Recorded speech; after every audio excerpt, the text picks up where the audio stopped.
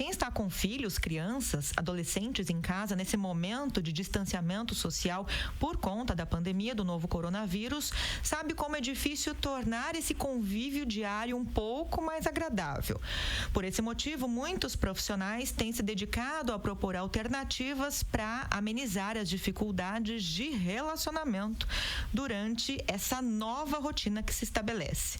Bom, para conversar conosco sobre esse assunto por telefone, aqui no programa Espaço Aberto pela TV e Rádio Câmara Bauru, nossa convidada hoje é a Aline Aceituno da Costa.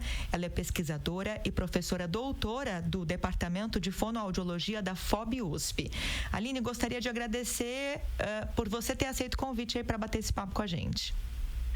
Olá, Lidiane, eu que agradeço o convite. Aline, você atua na área de pesquisa em comunicação infantil, oral e escrita. Colocando em prática as suas vivências, né, durante essas pesquisas, seus estudos todos, você tem sinalizado que a contação de histórias pode ser uma grande aliada nesse momento?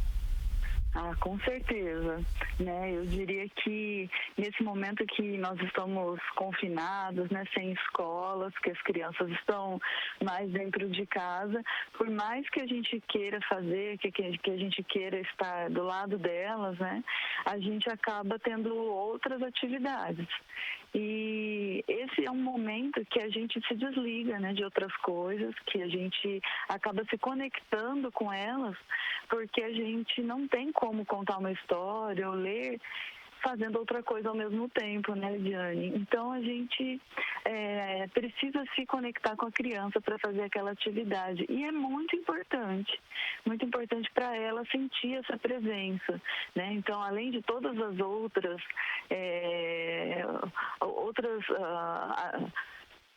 facilidades, né, que a história vai trazer, que é ampliar vocabulário, que é trazer vários ganhos mesmo para o desenvolvimento da linguagem, da comunicação da criança. Além disso, a gente tem esse fator de estar naquele momento conectado com a criança e ela sente isso, né? A gente traz ganhos para a saúde afetiva, para a saúde mental mesmo. E não só delas, né? Da gente também. E essa característica da leitura, da contação de histórias, né, além de ser algo lúdico, também acaba se tornando um refúgio, muitas vezes, pode ajudar a criança nesse momento de maior isolamento social. Isso. Então, refúgio por quê, né? Porque a gente conta uma história, a gente lê uma história e a gente acaba indo para um outro universo, saindo um pouquinho desse lugar onde a gente está e conhecendo, né, personagens, conhecendo conflitos, os problemas que eles têm, os lugares e o desfecho, que geralmente é um desfecho, né, onde tudo acaba dando certo. Então, a gente se refugia naquele universo. E, além disso, depois que a criança já conhece uma história, ela sabe que ela pode voltar para aquele ou para aqueles universos das histórias, né? Quando ela quer, quando ela precisa, tem vontade. Então, a criança que aprende a gostar, né, do momento da leitura, da contação, ele tem essa possibilidade de se refugiar, né, nesses ambientes aí paralelos que a gente acaba tendo dos universos das histórias. Quem é leitor sabe o que é isso, né? De ter um livro do lado da cama que você quer voltar para ele, né? Que você espera aquele momento que você vai poder voltar e ler mais um capítulo. A gente se refugia mesmo, né? É reconfortante. Pensando nos momentos de maior estresse, né, possivelmente vivenciados por conta dessa convivência mais intensiva agora durante a quarentena. Que horários são os mais indicados para essa contação de histórias? Antes de dormir, por exemplo, é um horário interessante. Olha, é difícil a gente falar sobre um horário exato que seria o melhor, né? Porque cada família é uma, né? Cada criança é uma. É difícil a gente dizer isso. Mas as famílias podem escolher aquele horário que realmente vai ser bom para elas, que elas vão se sentir à vontade em parar um pouquinho as suas atividades, os seus afazeres e estar conectado com a criança, conectado com a situação de contação. Que eu digo que isso é o mais importante, né? O mais importante é a gente, naquele momento, esquecer um pouco os nossos afazeres, as nossas tarefas os problemas ou os boletos para pagar, né, que a gente brinca, esquecer um pouco o mundo lá fora e estar conectado com a história e com a criança, prestando atenção na criança, prestando atenção no olhar dela, do que ela diz pra gente, né? Então, para que a gente possa estar conectado, a gente precisa estar confortável com o horário, né? Eu não posso escolher um horário que vai ser complicado, que vai chegar alguém ou que eu tenho ainda que fazer coisas. Por isso, antes de dormir, muitas vezes acaba sendo um momento interessante, porque a gente a gente se conecta com a criança, coloca na cama, conversa. É um horário bem gostoso mesmo para fazer isso. Mas também não é regra, né? Às vezes o pai vai falar, nossa, eu prefiro fazer isso no sábado de manhã. Então, todos os sábados de manhã eu vou fazer isso e tá ótimo. Ter um momento na semana, 2 momentos na semana ou todas as noites, é importante, na verdade, que essa frequência ela exista, né? Que a criança ela possa esperar aquele momento, falar, puxa, amanhã é dia de contar histórias, ou está chegando à noite a hora da gente ler e ouvir histórias, ela poder pensar e lembrar que está chegando aquele horário. Mas não existe um horário específico, o horário precisa ser aquele confortável, né, para a família, para aquele universo ali familiar. Aline, a partir de que idade a criança já consegue absorver melhor essa narrativa de histórias? E no caso dos bebês, essa leitura de histórias em voz alta tem alguma validade? Olha, Lidiane, o hábito da leitura, né, ele, assim como todas as outras aprendizagens, ele começa desde que a criança é bem pequenininha, né? Desde que ela nasceu, ela começa a aprender, né? Então, a linguagem, a fala, a comunicação, eles são construídos muito cedo. Então, por isso, quanto mais rico for o entorno da criança, do bebê, né, mais ele vai desenvolver sua compreensão sobre o que está sendo falado, sobre o que está sendo contado para ela. Então, quando eu falo que um entorno rico, eu não estou falando sobre coisas caras, né? Mas rico aqui significa olhar para a criança, falar com ela, diretamente para ela, sobre coisas, né, que estão ao seu redor, com frases curtas, né? Ouvir o que ela diz e buscar compreender. E se for um bebê que fala poucas palavrinhas ainda, ou que não fala, perceber para onde ela olha, né? E dar nome para os objetos, interpretar seus interesses, né? Então, por isso tudo, né? Os bebês, eles têm muitos ganhos com as histórias. Porque nessas situações, nós, adultos, estamos motivados a fazer esses comportamentos que eu disse, que são ricos, né? Como olhar para ela, falar com frases curtas, falar de coisas que ela está vendo, que ela está tocando, que estão ao redor dela, né? Então, nesse momento que a gente para contar a história para um bebê, a gente geralmente está conectado com ele, né? Então, é preciso mesmo que a gente comece a contar e a narrar desde muito cedo. O que a gente vai narrar para um bebê, né? Histórias muito curtinhas, né? Eu não preciso pegar um livro, inclusive, na mão. Eu posso ir narrando. A formiguinha desceu, a formiguinha subiu e caiu. E eu faço isso várias vezes. Então, desde muito cedo, eu posso, sim, devo já ir fazendo as contações, sim, para os bebês, né? Claro que a história para o nível de linguagem da criança, né? Eu vou privilegiar, então, com essas crianças pequenininhas, histórias bem curtas, que tenham movimentos associados, subiu, desceu, caiu, né? Com repetição, vou falar várias vezes, cadê a formiga? Vamos pegar a formiga, estou falando de formiga, né? Mas poderia ser qualquer coisa aqui. Com um vocabulário simples, mas sim, os bebês bem pequenos e não tem idade para começar. A criança nasceu, ela está imersa nesse universo linguístico, né? E quanto mais cedo eu começar a contar e a narrar e a falar com ela, mais ela vai desenvolver. Linguagem é alguma coisa que começa a ser desenvolvida com essa criança bem pequenininha. Aline, e dicas na hora de contar essas histórias?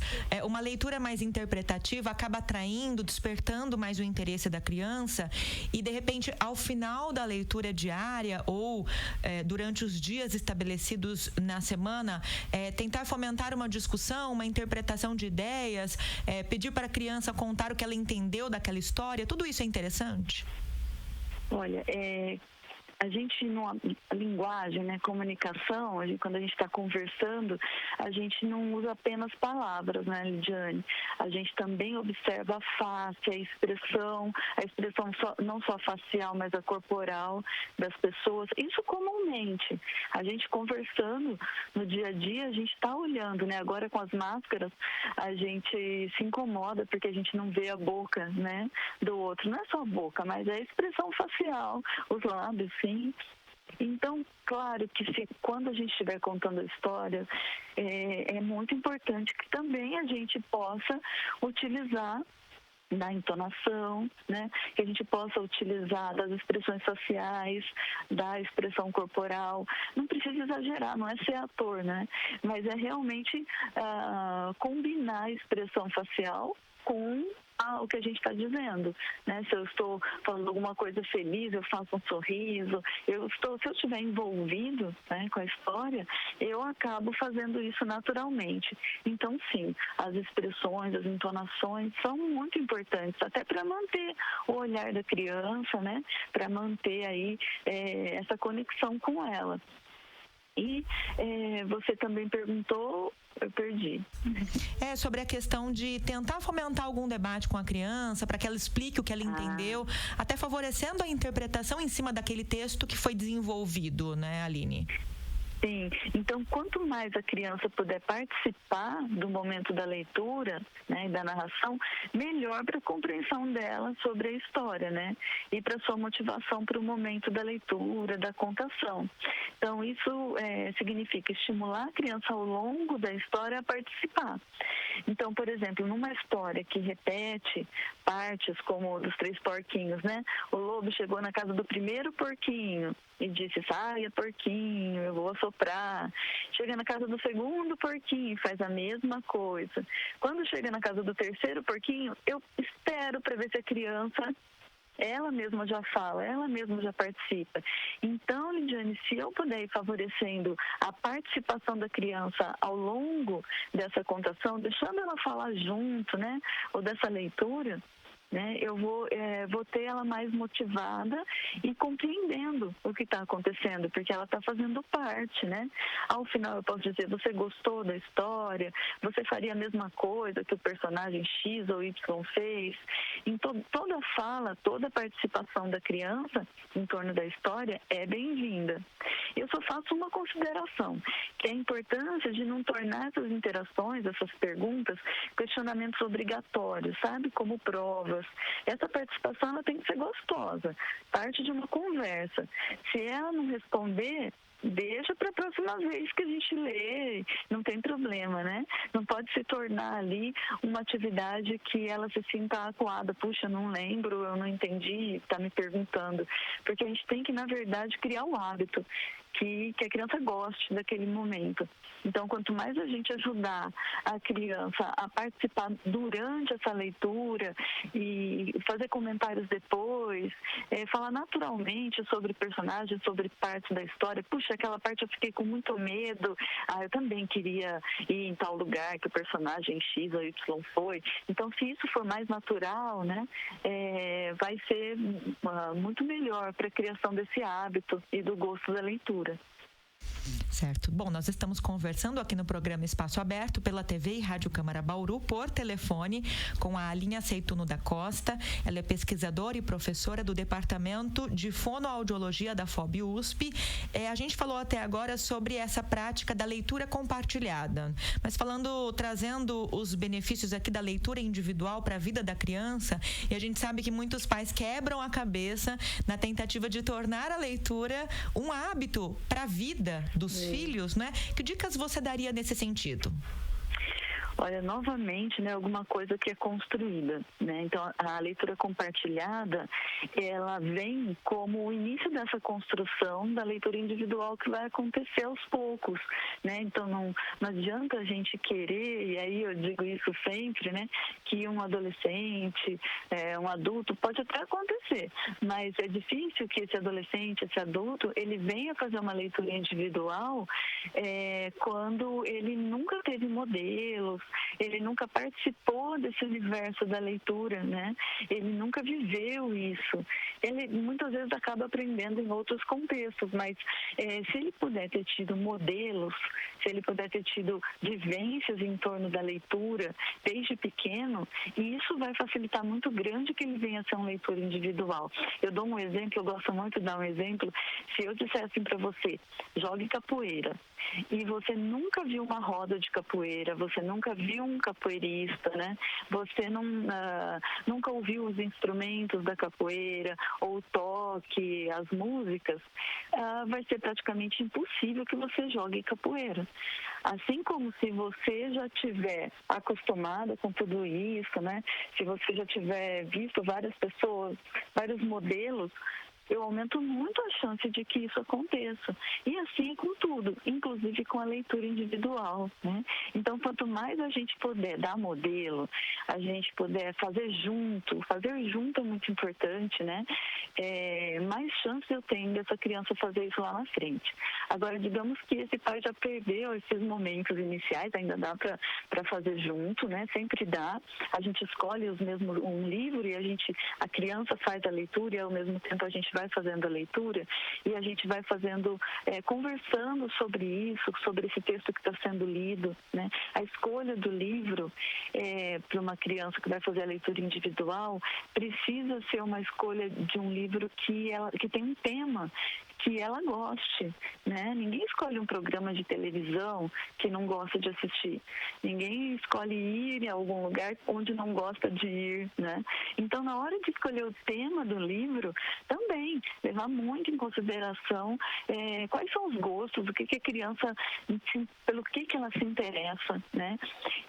Que essa linguagem do livro seja muito fácil para essa criança. Aos poucos a gente vai incrementando, aumentando a dificuldade aí para ampliar mesmo o repertório. Mas, inicialmente, para criar o gosto da leitura individual, precisa ser um livro com um tema que a criança goste, com uma linguagem bem fácil para ela. A gente também faz a leitura daquele livro em paralelo, para aos poucos a gente ir falando, em que momento você está? Você já viu fulano, já aconteceu isso com ele? Então, aí a gente vai facilitando. Veja, Lidiane, o papel dos pais, o papel da família, tem que ser ativo, né? Não adianta a gente achar que vai ter uma fórmula, né? E que essa criança sozinha vai sair fazendo leituras. A gente precisa estar ativo sempre. E pais que também cultivam esse hábito da leitura com frequência, que têm o hábito de frequentar bibliotecas, por exemplo, que usam a internet para acessar acervos digitais, também acabam funcionando como exemplos, né, Aline? Com certeza.